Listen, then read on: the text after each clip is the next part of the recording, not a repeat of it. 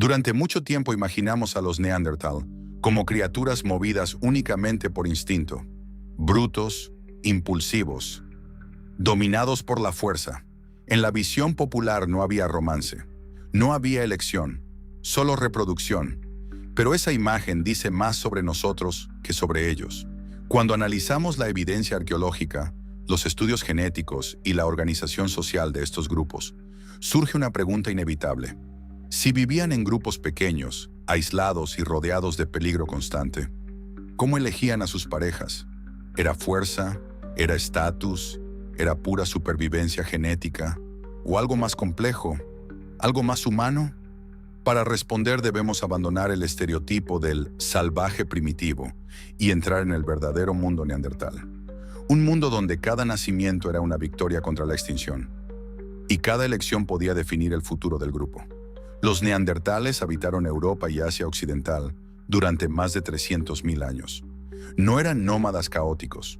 Vivían en grupos pequeños, cohesionados, profundamente dependientes unos de otros. Pero había un problema. Grupos pequeños significan pocas opciones de pareja, y pocas opciones implican riesgo genético. El ADN extraído de restos neandertales muestra algo inquietante. Muchas poblaciones tenían baja diversidad genética. Eso sugiere aislamiento, y el aislamiento plantea una pregunta incómoda. ¿Cómo evitaban la reproducción entre parientes cercanos? ¿La evitaban o simplemente sobrevivían como podían? La supervivencia no siempre permite ideales, exige estrategia. Y aquí su comportamiento social se vuelve más fascinante de lo que imaginábamos. El cuerpo neandertal era distinto al nuestro, más robusto, más musculoso, más denso. Pero cuando hablamos de elección de pareja, la pregunta no es solo quién era más fuerte, es ¿quién sobrevivirá al próximo invierno? En un entorno donde el frío mataba en horas y la caza implicaba riesgo extremo, elegir mal no era solo un error emocional, era un peligro colectivo.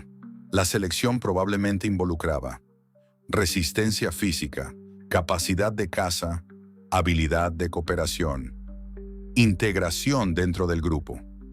Porque a diferencia de otras especies, no vivían en grandes hordas anónimas. Vivían en pequeños núcleos donde todos se conocían profundamente. Eso cambia la dinámica. La elección no se hacía frente a extraños. Se hacía frente a personas con las que compartías fuego, alimento y riesgo cada día. El deseo no podía separarse de la confianza. La genética moderna reveló algo sorprendente. Los neandertales se cruzaron con el Homo sapiens. Eso implica cercanía real. Para que haya descendencia viable, no basta con contacto ocasional. Se requiere convivencia, interacción sostenida, tal vez alianzas. Y aquí surge una posibilidad poderosa. El sexo pudo haber tenido una función social. En grupos pequeños, la intimidad fortalece vínculos, reduce tensiones y aumenta la cooperación. Muchas sociedades humanas actuales usan la sexualidad como herramienta de cohesión. ¿Por qué habría sido diferente hace 60.000 años? Tal vez no eran simples. Tal vez eran profundamente intensos. Aquí entramos en el terreno más intrigante. Algunos estudios genéticos sugieren que, en ciertos grupos, las mujeres se desplazaban entre bandas más que los hombres. Eso podría indicar una estructura parcialmente patrilocal. Los hombres permanecían en su grupo natal, las mujeres migraban. Si eso es correcto, entonces las mujeres cumplían un papel crucial en la diversidad genética. Pero eso abre otra pregunta. ¿Elegían ellas? ¿O eran intercambiadas como parte de alianzas? No tenemos textos, pero tenemos evidencias. Sabemos que cuidaban a los heridos durante años, enterraban a sus muertos, mantenían vínculos duraderos. Grupos así difícilmente funcionan solo por imposición violenta. La confianza era esencial, y la confianza transforma la lógica de la elección. En la próxima parte entraremos en un territorio aún más íntimo. ¿Cómo era el cortejo neandertal? ¿Había competencia física entre machos, demostraciones de habilidad, señales simbólicas? ¿O la elección se construía lentamente alrededor del fuego? Porque entender cómo formaban parejas puede revelar algo aún más profundo. ¿Qué mantuvo viva esta especie durante más de 300.000 años? Imaginemos la escena. Noche. El fuego arde bajo una cueva abierta al viento helado. El grupo ha sobrevivido un día más. Pero en ese círculo de luz no solo se comparte carne, se comparten miradas. El cortejo neandertal probablemente no fue una ceremonia elaborada.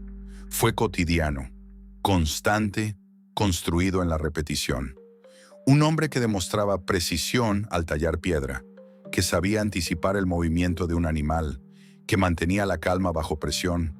Eso no era espectáculo, era señal de supervivencia. Y en un mundo donde cada invierno era una prueba, la competencia no se trataba de exhibición, se trataba de confianza. No hay evidencia de luchas ritualizadas como en algunas especies animales, pero sí hay señales de traumas frecuentes en varones adultos. Fracturas, golpes, lesiones severas, muchos provienen de la caza, pero algunos podrían reflejar conflictos internos.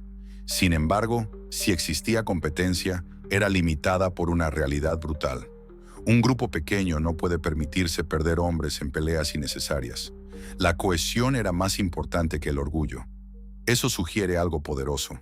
La elección pudo haber favorecido la cooperación por encima de la dominación. El mejor compañero no era el más agresivo, era el más confiable. Los neandertales tenían cerebros tan grandes como los nuestros. En algunos casos, incluso mayores. Eso no significa que pensaran igual, pero sí que procesaban emociones complejas. Reconocían rostros, formaban vínculos, desarrollaban apego. La atracción no era solo biológica, era social. Una pareja estable aumentaba la supervivencia infantil. Y aquí aparece otro dato crucial. La infancia neandertal era larga. Criar a un niño requería años de inversión colectiva. Eso favorece vínculos relativamente estables. No encuentros fugaces. La mortalidad infantil debió ser alta. Cada embarazo era un riesgo extremo.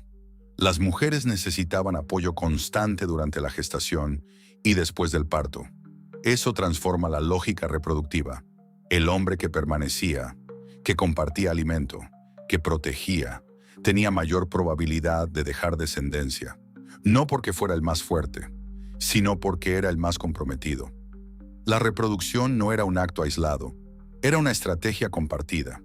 Cuando llegaron los sapiens, cuando los Homo sapiens llegaron a Eurasia, no encontraron criaturas salvajes. Encontraron humanos diferentes. Hubo competencia, pero también hubo intimidad. Los análisis genéticos demuestran mestizaje. Eso implica elección.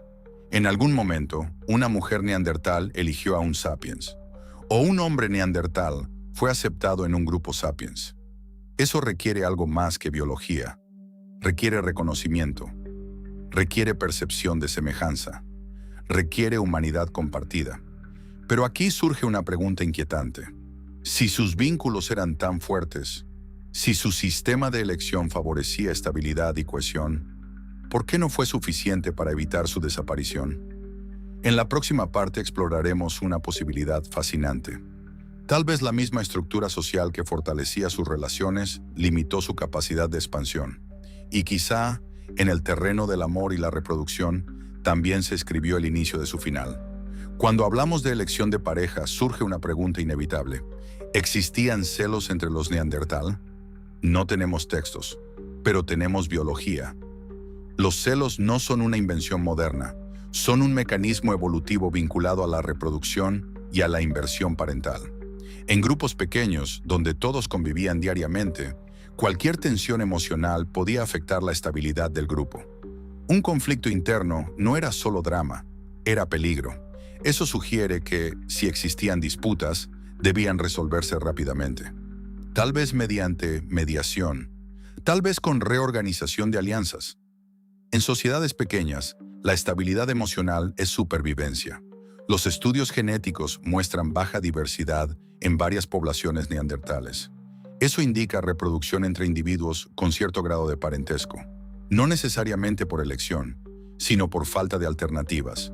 La endogamia prolongada puede generar mayor vulnerabilidad a enfermedades, reducción de fertilidad, alta mortalidad infantil, menor capacidad de adaptación.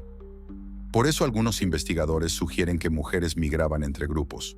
Eso implicaría acuerdos, intercambios, estrategias sociales complejas. El contacto entre bandas podía ser tenso, pero también era necesario. Intercambiar parejas podía servir para evitar consanguinidad, crear alianzas, expandir cooperación. Aquí aparece la diferencia clave. Los neandertales vivían en grupos pequeños y cohesionados. Los Homo sapiens desarrollaron redes sociales mucho más amplias. Redes más grandes significan más opciones reproductivas, más diversidad genética, mayor resiliencia. La estructura social que fortalecía la intimidad neandertal quizá limitaba su expansión. Durante cientos de miles de años, su sistema funcionó.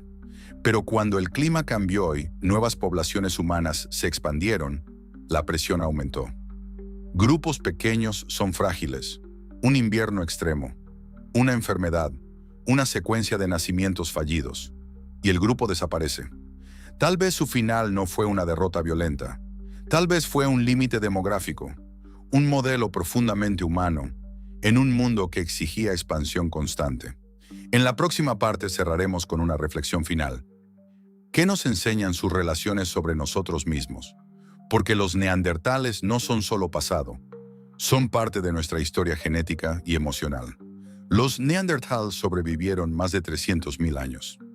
No eran frágiles, no eran inferiores, y definitivamente no eran emocionalmente simples.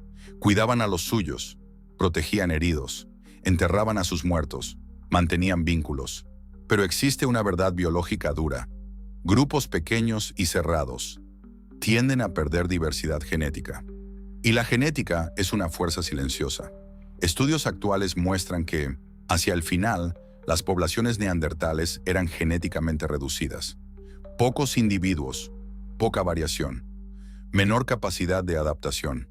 Mientras tanto, los Homo sapiens formaban redes más amplias, intercambiaban parejas entre grupos, creaban alianzas extensas, expandían conexiones. La diferencia no era solo tecnología, era estructura social. Elegir pareja nunca fue solo romance, fue supervivencia. Entre los neandertales significaba protección, alimento, apoyo, estabilidad para la crianza. Pero quizás faltó algo que los sapiens dominaron: cooperación a gran escala, confianza más allá del clan. Y surge la pregunta inquietante: ¿fue su fortaleza social también su límite evolutivo? Ellos no desaparecieron del todo.